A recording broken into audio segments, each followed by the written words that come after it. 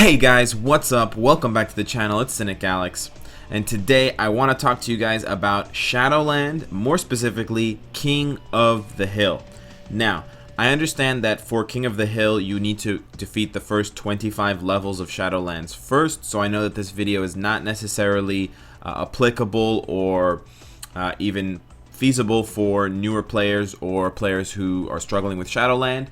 For you guys, I'm sorry, but you should listen to the tips in this video anyways, because once you do get to the end of Shadowland, this will be applicable to you, and then you can start taking advantage of it. And also, it leads to some pretty fun clips that I'm going to show you now, and a comparison week by week, and maybe that can give you some insight into the PvP of this game in a mode that you're not competing in just yet.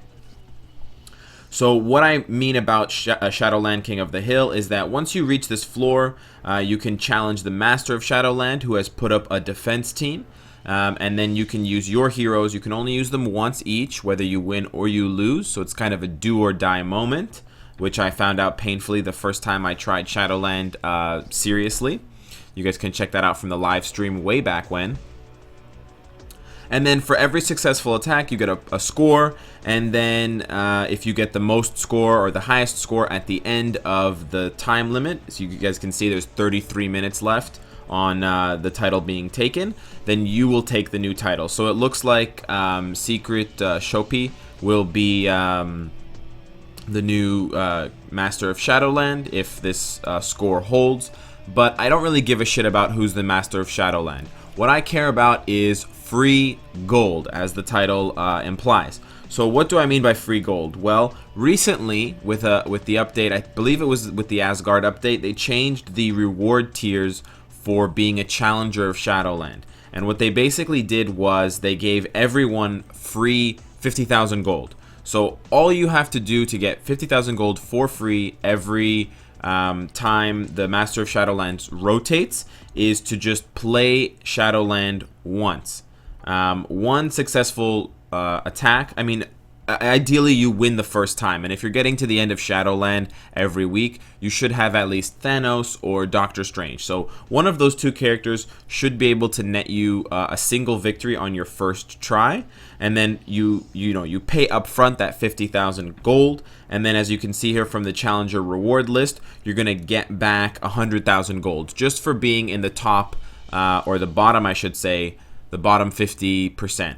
So that's how you get a pretty easy, cool 50,000. I do really like this new reward system, and I think this is exactly the kind of thing that Shadowland King of the Hill needed, because it was really useless otherwise. It looked like just a gold sink, and it really didn't provide any kind of entertainment aside from people who had too much gold, didn't know what to do with it, and didn't mind parting with it for, you know, a bit of a time waster and a bit of an amusement thing that wouldn't really amount to anything, because they still wouldn't get first place. I'm still not going to get first place in Shadowland King of the Hill. I don't really care, but in this case, if I think I can get a couple more wins easily, I can bump up my gold potentially to, you know, somewhere in the 200 or 300,000 range if there weren't so many high win attackers. Now that's not the case in this situation, but when other masters take over Shadowlands King of the Hill, they might put a really difficult, tough title defense team, and then the number of wins that the first place challenger has is only like 4 or 5, as opposed to 20 right now and 19 for my man AZ Lido, leading the meme gang. So we're going to do one more here. We already netted our first win with Doctor Strange, but we want to get one more in with Thanos just to see how difficult it is and how entertaining this mode can be. Although sometimes it ends a little bit too quickly for my liking, it's still pretty interesting. So I like the Volstagg tier 2. That's quite cute. I did get stunned, which is really, really bad, and my terrible you know, teammates are already dead, but that's okay. We just have to avoid Proxima's 6th star, and we should be good. I'm interested to see why he put, what is this guy, Barbados? Barnados, sorry, really weird name. But I'm interested why he put, he didn't put Volstagg, or, well, not Volstagg in this case, but he didn't put, I'm gonna die, wow. He didn't put Ronan as the leadership, which is kind of interesting to me. because obviously Proxima would gain a lot more from Ronan's leadership than Ronan gains from Proxima's leadership. But maybe the dodge ignore has more strategy to it than I can see. Sometimes you can't even see the strategy that these guys are intending with their title defense team. But I guess Volstagg and Ronan are just here to tank and take hits and kind of CC and distract. And the hope is that Proxima can get off enough 6-star skills to do some sneaky kills and surprise the enemy when they take, you know, a subpar team and try to sneak out a victory.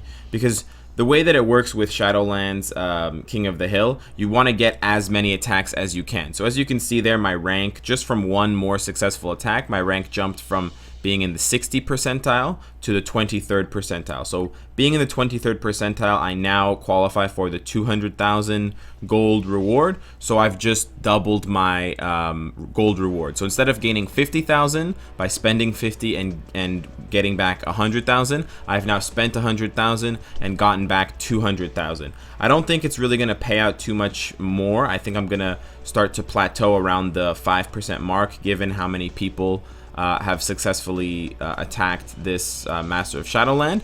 But it is interesting to see the different kinds of strategies and the different team makeups that you can come up with that can surprise people, because win or lose, you lose the characters that you're going into Shadowland King of the Hill with. You do not get to try again with those same characters. So it really requires planning on the part of both the defender and the attacker, because if I waste characters, that's on me. And if I just squeak by and I just edge by with a team, then that's really beneficial for me in the long run if I'm trying to be one of the top challengers. Since Shadowland has just rolled over, we can see here that we have the new Master of Shadowland as I predicted, and we can see that when we go into my gift tab, we have the Shadowland King of the Hill challenge reward. I was in the top 30%, I believe, so I got 200,000 gold, and I can claim that for a net profit of 100,000 gold. Now that we see we have a new title team and we have new challengers, we can go in and see. I've already completed this once with Thanos, but I wanted to show you guys just one more time and talk just briefly about what I think this title defense team is trying to do. Obviously, Elektra is a joke, and this is kind of you know, pushing the meme to its limits here. We're gonna have to find a new one soon, guys. But I think the combo here with Satana and Hellstorm is focusing around their immunity. So Hellstorm has a triggerable immunity on his 6-star skill for 5 seconds, and Satana has a 10-second immunity on her tier 2 passive. And I think they synergize really well because of Satana's leadership with the increased fire damage. So I think what this person is trying to aim for or hope for is create a team that can potentially be unkillable for at least 5 seconds. And then wipe you out with the massive fire damage that both of those two tier 2 characters do. It's not going to work against teams like Doctor Strange or Thanos, and probably not even Odin and stuff like that, but it will make it a lot more difficult for marginal teams to squeak out a victory. So I don't know if we're going to see another challenger with 20 or more kills on this world boss, but it is possible given, you know, AZ Leto's roster, etc. So let's pull in one more here and see how we do. I don't doubt we're going to win, but I just want to show you guys just because it's really fun to watch, although it does end really quickly sometimes. But I think this strategy really predicates itself on Hellstorm triggering his 6-star skill, which he did. So he did get that 5 seconds of immunity, and as I predicted, so did Satana. So she was unkillable until now. But so was my Doctor Strange because of his 6-star skill, so they weren't able to capitalize on that. So there we go.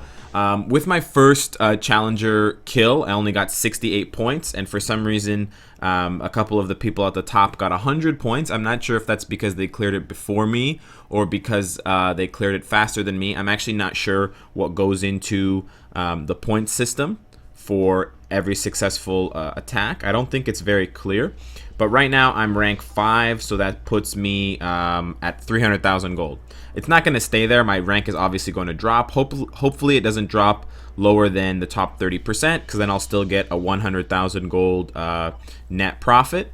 And we can continue to get some enjoyment and some rewards out of this King of the Hill. So I wanted to bring this to your attention today, guys, not only because it does give free gold to the people who can beat Shadowlands level 25 and get to King of the Hill, but also just to talk to you guys a little bit more about endgame stuff, because this PvP, while it's not very meaningful, it does engage some of the highest level players and the biggest and oldest veterans that this game does have in a PvP mode where they can all interact with each other. Because usually I only see a lot of these names either in the timeline leaderboards or in alliance tournaments where you can't really compete with them. They're kind of just off in the distance there, doing their own thing in their high-level alliances, spending a whole bunch of crystals, recharging their daily timeline entries. So it's interesting and it's fun and it's kind of nice to be able to interact with them quite easily at times in a mode like Shadowlands King of the Hill. Hopefully these clips and these examples and the kind of discussion and kind of PvP theory that I've been putting out at you guys has been helpful. And hopefully you guys can take something away from King of the Hill and start playing it if you're not already, to get some of that sweet, sweet free gold. So I hope this has been helpful, guys. And of course, if you like what you see, I hope to see you again tomorrow. Take care.